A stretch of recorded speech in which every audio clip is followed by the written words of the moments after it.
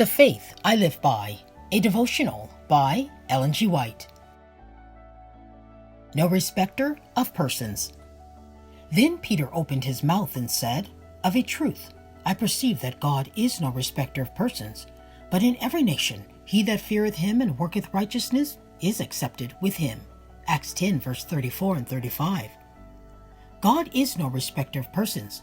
Those who have the light and do not follow it, but disregard the requirements of God, will find that their blessings will be changed into curses and their mercies into judgments. God does not regard all sins as of equal magnitude. There are degrees of guilt in his estimation, as well as in that of man. But however trifling this or that wrong act may seem in the eyes of men, no sin is small in the sight of God.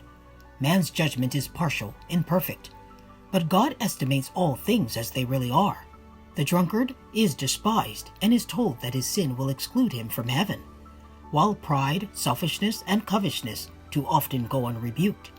But these are sins that are especially offensive to God, for they are contrary to the benevolence of his character, to that unselfish love which is the very atmosphere of the unfallen universe.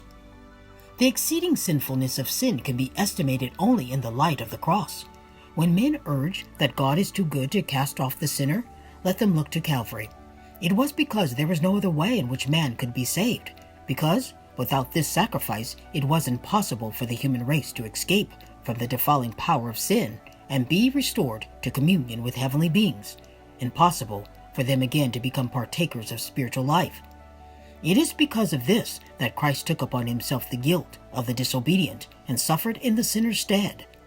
The love and suffering and death of the Son of God all testify to the terrible enormity of sin and declare that there is no escape from its power, no hope of the higher life, but through the submission of the soul to Christ.